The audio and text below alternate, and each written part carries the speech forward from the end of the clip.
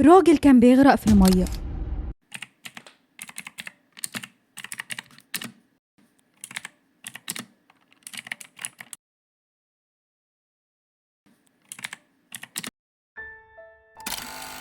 راجل كان بيغرق في المية، فعدى جنبه مركب. قال له انت محتاج مساعدة؟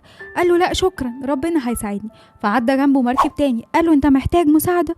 قال له لا شكرا، ربنا هيساعدني. فالراجل غرق ومات. فبيقول لربنا يا رب انت ليه ما انقذتنيش؟ انا دعيت لك ما انقذتنيش. قال له ارسلت لك مركبين ولا تبالي. انا بعت لك مركبين وانت ولا هنا. البونبوني من القصة دي حاجتين.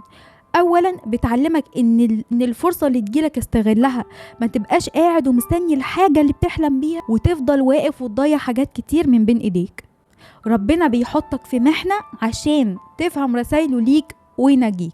2، ما ينفعش نبقى قاعدين ما بنعملش حاجة ونقول يا رب يا رب يا رب اديني. ربنا قال إنا مكنا له في الأرض وآتيناه من كل شيء سببا فاتبع سببا. كل حاجة على الأرض دي ليها أسباب، فاتبع الأسباب دي. ولكن وانت بتاخد بالأسباب خلي بالك، الأخذ بالأسباب واجب ما ينفعش تأثر فيه، ولو تركتها تبقى فاسق، ولو اعتمدت عليها اعتماد كلي تبقى كافر. ازاي بقى؟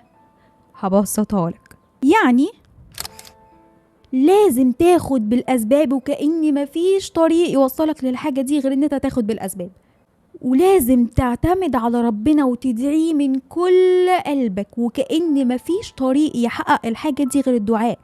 الحاجتين لازم تديهم بأقصى ما عندك، وكأن كل واحدة مديلها الاهتمام، وكأن مفيش طريق غيرها، وهي اتباع الأسباب والاعتماد على ربنا سبحانه وتعالى والدعاء.